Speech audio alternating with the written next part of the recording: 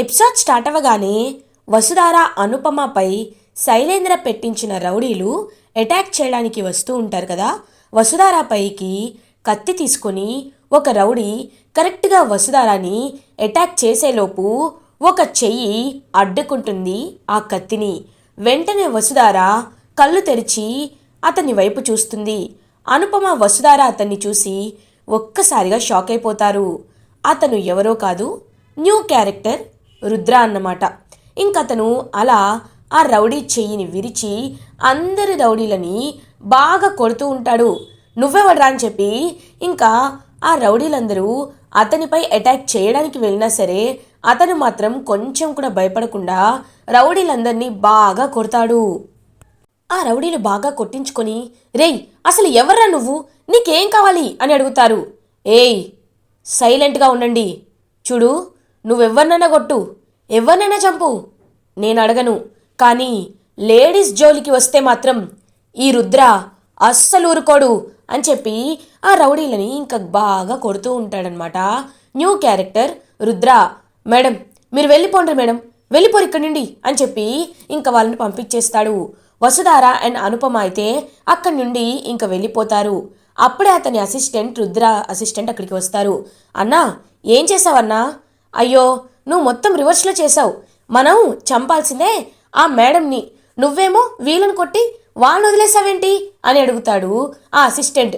అవునా, చూడు ఇలాంటి బేరాలు నా దగ్గరికి ఎప్పుడు తీసుకురావద్దు, నేను ఎప్పుడు లేడీస్ జోలికి వెళ్ళనని నీకు తెలుసు కదా, అయినా ఆ దేవుడు వీళ్ళని కాపాడినిచ్చిండంటే వీళ్ళు మంచి వాళ్ళే అయి ఉంటారు అని చెప్పి అక్కడి నుండి ఆ కొత్త క్యారెక్టర్ అయితే వెళ్ళిపోతాడు.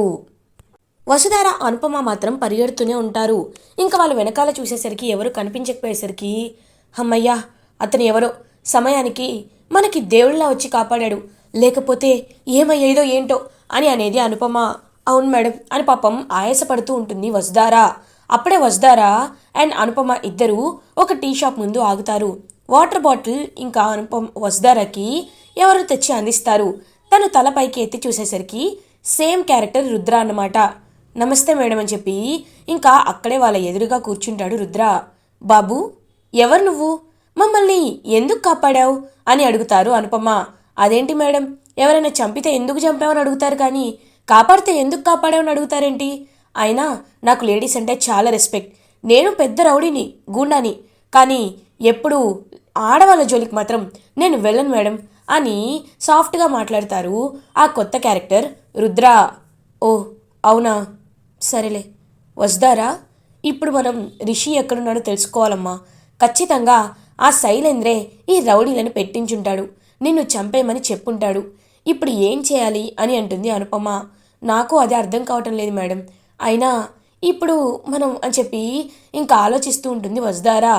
మేడం ఏమనుకోకపోతే మిమ్మల్ని ఎక్కడో చూసినట్టుంది అని అంటారు ఆ కొత్త క్యారెక్టర్ రుద్ర.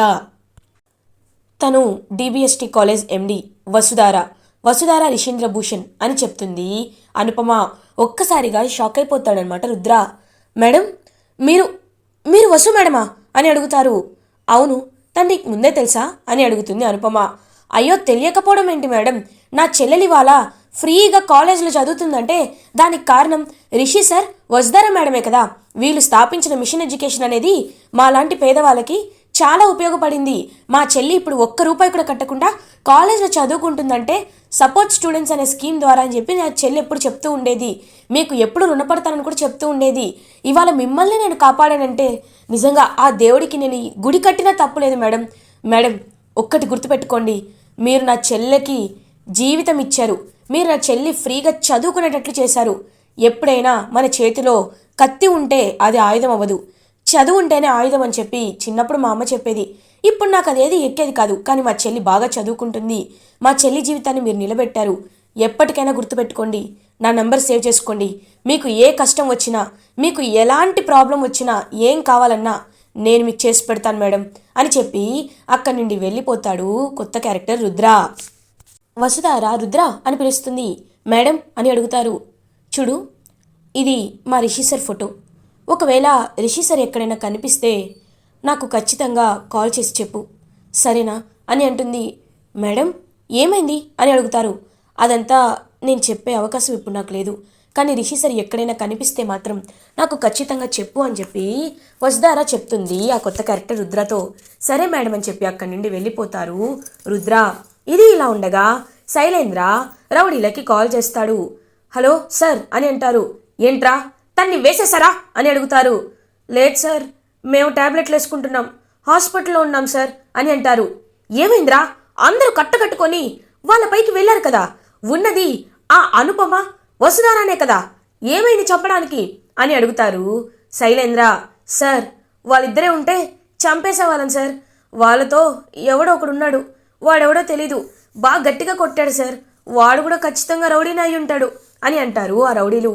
వాట్, అక్కడ ఎవరు అలాంటి వాళ్ళు లేరే, ఈ వీళ్ళని కాపాడడానికి వచ్చిన వాడెవడు అని అంటాడు శైలేంద్ర. ఏమో సార్, నాకు కూడా తెలీదు సార్, కానీ అని అంటారు. మీతో పెట్టుకుంటే ఏది అవ్వదని నాకు అర్థమైంది, రిషిని ముందు వెతకండి, వెళ్ళండి అని చెప్పి కాల్ కట్ చేస్తాడు శైలేంద్ర. శైలేంద్ర వెనక్కి తిరిగి చూసేసరికి అక్కడ ఫణీంద్ర ఉంటారు.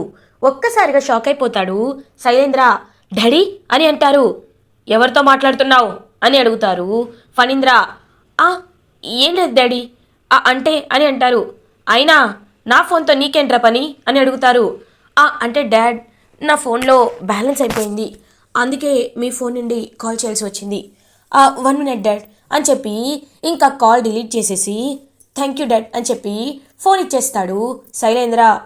ఏంటి శైలేంద్ర ఏదో అనుమానంగా బిహేవ్ చేస్తున్నాడు, అసలు ఏమైంది శైలేంద్రకి? మహేంద్ర వాళ్ళు అనుమానించినట్టు శైలేంద్ర ఏదైనా నిజాన్ని దాచిపెడుతున్నాడా అని ఆలోచిస్తూ ఉంటారు ఫణీంద్ర. ఇది ఇలా ఉండగా వసుధార అనుపమ ఇంటికి రీచ్ అవుతారు. మహేంద్ర చాలా టెన్షన్ పడుతూ ఉంటాడు.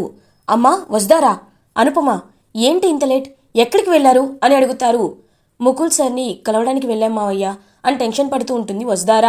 ఏంటమ్మా ఎందుకంత టెన్షన్గా ఉన్నావు, ఏమైంది అని అడుగుతారు. ఏం లేదు మహేంద్ర, నువ్వు కంగారు పడద్దు అని కవర్ చేస్తూ ఉంటుంది అనుపమ. మీరు నా దగ్గర ఏదో విషయాన్ని దాచిపెడుతున్నారు, చెప్పండి ఏమైంది అని అడుగుతారు మహేంద్ర. లేదు మావయ్య, మేమేమీ దాచిపెట్టడం లేదు అని అంటుంది వసుధార. లేదమ్మా, నీకు అబద్ధం చెప్పడం రాదు, నీ కళ్ళు నీ మొహమే చెప్తున్నాయి ఏదో విషయాన్ని దాచిపెట్టారని. అంతా చెమటలు పట్టాయి, ఇంత మీరు అలసిపోయి వస్తున్నారు, చెప్పండి ఏం జరిగింది అని అడుగుతారు మహేంద్ర. ఏం చెప్పమంటావు మహేంద్ర, శైలేంద్ర, ఖచ్చితంగా శైలేంద్ర అయ్యుంటాడు, మాపై అటాక్ చేపించాడు, వసుధారాని చంపడానికి రౌడీలను పెట్టించాడు అని అంటారు అనుపమ. ఒక్కసారిగా షాక్ అయిపోతాడు మహేంద్ర. నువ్వు చెప్తుంది నిజమా? వసుధారపై వాడిని ఆ రోజు వదిలేసి తప్పు చేశాను, వాడిని ఖచ్చితంగా నేను చంపేస్తాను అని అంటారు మహేంద్ర. మావయ్య ప్లీజ్, చెప్పాను కదా, ఒక్క అడుగు మనం తప్పటి అడుగు వేసినా ఖచ్చితంగా మనం రిషి సార్ని చూడలేం. రిషి సార్ మనకి దక్కాలి అంటే మనం భరించాలి. అయినా నాకు ఒక విషయం అర్థం కావడం లేదు, నన్ను చంపితే రిషి సార్ తనకి ఎలా బయటికి వస్తారు?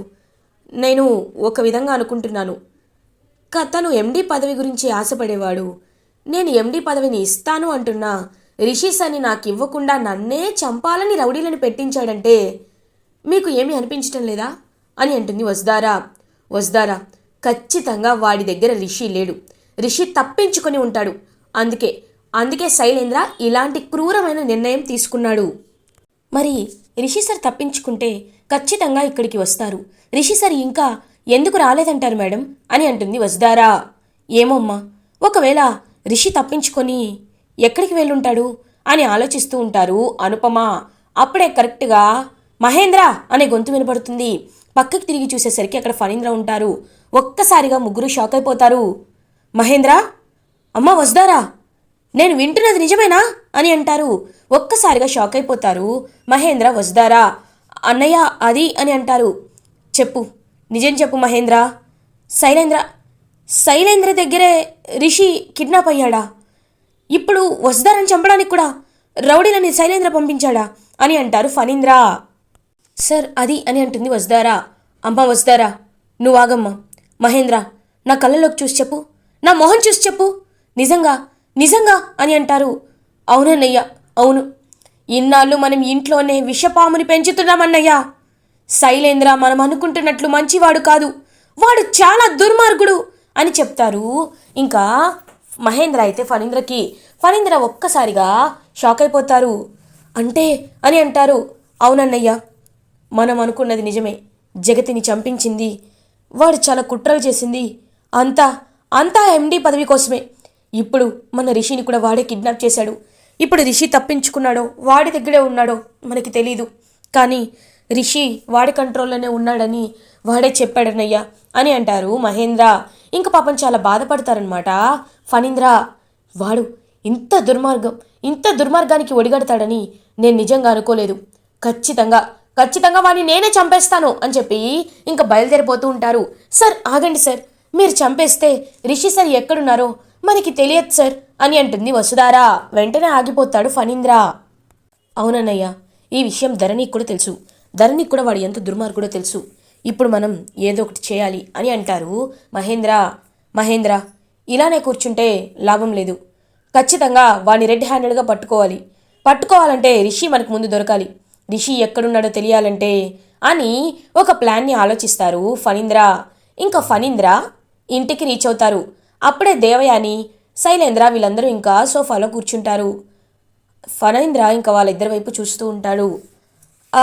దేవయాని, నాకు కాఫీ తీసుకురా అని అంటారు. ధరణి, కాఫీ తీసుకురా అని అంటుంది దేవయాని. చెప్పింది నీకు, ధరణికి కాదు అని అంటారు. ఎందుకండి అంత కోపం? వెళ్తాను అని చెప్పి ఇంకా వెళ్తుందనమాట దేవయాని కిచెన్లోకి. శైలేంద్ర, ఇంకేంటి విశేషాలు? ఎండి పదవినికి రానందుకు బాధపడుతున్నావా అని అడుగుతారు ఫణీంద్ర. అయ్యో, నాకెందుకు బాధ ఉంటుంది డాడీ? అయినా నేను ఎప్పుడు పదవిపై ఆశపడలేదు. ఏదో వసుధార ఇస్తానంది, తీసుకోవాలనుకున్నాను. కానీ మధ్యలో తను డెసిషన్ మార్చుకుంది. తన డెసిషన్ని నేను గౌరవిస్తాను డాడీ అని అంటాడు శైలేంద్ర. ఓ అవునా, సరే ఒకసారి నీ ఫోన్ ఇవ్వు అని అంటారు. ఫోనా? ఎందుకు డాడ్ అని అడుగుతారు. ఇవ్వు. ఏ, నీ ఫోన్లో ఏదైనా సీక్రెట్స్ ఉన్నాయా అని అడుగుతారు. అబ్బే, నా ఫోన్లో సీక్రెట్స్ ఏముంటాయి డాడీ అని అంటాడు శైలేంద్ర. ఫోన్ ఇవ్వు అని చెప్పి అడుగుతారు ఫణీంద్ర. ఇంకా ఫోన్ని భయపడుతూ ఇస్తాడు శైలేంద్ర ఫణీంద్రకి. అప్పుడే శైలేంద్రకి ఫోన్ వస్తుంది. ఇంకా ఫోన్ చూసి ఒక్కసారిగా శైలేంద్ర షాక్ అవుతాడు. డాడ్, నాకే కాల్ వస్తుంది అని అంటారు. కనబడుతోంది అని స్పీకర్ ఆన్ చేస్తాడనమాట ఫణీంద్ర. హలో సార్, నేను సార్, మీరు చెప్పిన చిలకని పట్టుకున్నాం సార్, పంజరంలో బంధించబోతున్నాం. మీరు ఒకసారి వస్తే బాగుంటుందేమో అని కాల్ కట్ చేస్తారు. ఎవరతను అని అడుగుతారు ఫణీంద్ర.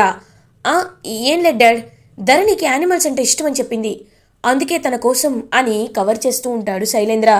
అవునా, అయితే రా, నేను కూడా నీతో పాటు వస్తాను అని అంటారు ఫణీంద్ర. డాడ్, మీరు అని అంటారు. వెళ్దామా వద్దా అని అడుగుతారు. వెళ్దాం డాడ్, వెళ్దాం అని ఇంకా శైలేంద్ర ఫణీంద్ర ఇద్దరూ కారులో బయలుదేరుతారు. ఏంటో ఈయన శైలేంద్రని అంటి పెట్టుకుని ఉంటున్నాడు, రేపు ఏం జరుగుతుందో అని కంగారు పడుతూ ఉంటుంది దేవయాని. ఇది ఇలా ఉండగా రిషిని ఇంకా పట్టుకొని రౌడీలైతే తీసుకువెళ్ళాలని ట్రై చేస్తూ ఉంటారు. అప్పుడే రిషి ఆ రౌడీలని బాగా కొడుతూ ఉంటారు. వీడిని ఎలా కంట్రోల్ చేయాలరా అని చెప్పి ఒక రౌడీ అయితే వెనకాల నుంచి ఇంకా రాడ్ పట్టుకొని రిషిని కొడదామని ట్రై చేసినప్పుడే మళ్ళీ ఈ కొత్త క్యారెక్టర్ రుద్ర అనేవాడు ఎంటర్ అవుతాడు. ఇంకా అతను ఆ రాడ్ని పక్కకి తోసేసి రిషిని కాపాడుతాడు.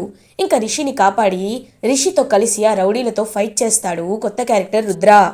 సార్, మీరు రిషి సార్ కదా అని అడుగుతారు ఆ కొత్త క్యారెక్టర్ రుద్ర. అవును అని అంటాడు రిషి. సార్ రండి కూర్చోండి అని చెప్పి ఇంకా కొత్త క్యారెక్టర్ రుద్ర అయితే రిషిని కూర్చోమంటాడు. సార్, వాటర్ తాగండి సార్. సార్, మీరంటే మాకు చాలా అభిమానం సార్ అని పాపం ప్రేమగా అభిమానంగా చూస్తూ ఉంటారు రిషి వైపు. నేను ఒక ఫోన్ కాల్ చేసుకోవాలి అని అంటాడు రిషి. నాకు తెలుసు సార్, మీరు వసుధార మేడంకి కదా కాల్ చేస్తారంటున్నారు. నేను కాల్ చేస్తాను సార్ అని చెప్పి కాల్ చేసి హలో మేడం అని అంటారు. ఎవరు అని అంటుంది వసుధార. మేడం, నేనే మేడం, రుద్రాని. అదే మిమ్మల్ని మార్నింగ్ కాపాడాను కదా. రిషి సార్ దొరికారు మేడం, కనిపించారు. రిషి సార్ నా దగ్గరే ఉన్నారు, మీరు త్వరగా రండి అని చెప్పి అంటాడు ఆ రుద్ర. అవునా, వెంటనే వస్తున్నాను అని చెప్పి వసుధార ఇంకా రుద్ర దగ్గరికి బయలుదేరుతుంది రిషి ఉన్నాడని తెలిసి. వసుధార రుద్ర చెప్పిన ప్లేస్కి వెళ్తుంది. రుద్ర ఎక్కడా, రిషి సార్ ఎక్కడా అని అడుగుతుంది. మేడం రండి మేడం అని చెప్పి రుద్ర ఇంకా ఒక ప్లేస్కి తీసుకువెళ్తూ ఉంటారు. అక్కడ రిషి అయితే కనిపిస్తాడు, కానీ చేతితో తాళ్ళకి కట్టేసి కనబడతాడనమాట. సార్, రుద్ర ఏంటిది అని అంటుంది వసుధార. మేడం, నేను డబ్బు మనిషిని మేడం, నాకు డబ్బులు కావాలి, డబ్బులు ఇస్తేనే రిషి సార్ని వదిలిపెడతాను అని అంటారు రుద్ర. హేయ్, నువ్వు ఇంత నీచుడు అనుకోలేదు అని అంటారు అనుపమ. మేడం, దేనికైనా డబ్బే కదా మేడం ముఖ్యం. మీరు నాకు డబ్బులు ఇవ్వండి, రిషి సార్ని వదిలేస్తాను. లేకపోతే నాకు వర్క్ అప్పచెప్పిన సార్కి ఫోన్ చేస్తాను. ఆయన డబ్బులు ఇస్తానంటే ఆయనకు అప్పచెప్తాను అని అంటారు ఆ రుద్ర. నీలాంటి వాడు మంచితనం ముసుగులో ఉండి ఇంత పాపాలు చేస్తాడు. చీ, చెప్పు, ఎంత కావాలో చెప్పు. నువ్వు ఎంత కావాలంటే అంత ఇస్తాను. నువ్వు ఖచ్చితంగా రిషి సార్ని నాకు అప్పచెప్పాలి అని చెప్పి వసుధార అంటుంది. మీరు ఇంత గట్టిగా అడుగుతున్నారంటే 1,00,00,000 రూపాయలు అని అంటాడు ఆ రుద్ర. సరే, నీకు ఇస్తాను, వెంటనే ఇస్తాను. రిషి సార్ని రిలీజ్ చేయి అని అంటుంది. అలా కాదు మేడం, ఇప్పుడే నా కళ్ళ ముందుకు తీసుకురండి, అప్పుడు నమ్ముతాను అని అంటారు. రేయ్, చెప్తుంటే అర్థం కాదా నీకు అని అంటుంది అనుపమ. ఏమో, ఎవరిని నమ్మాలో ఎవరిని నమ్మకూడదో నాకు తెలీదు అని అంటారు ఆ రుద్ర.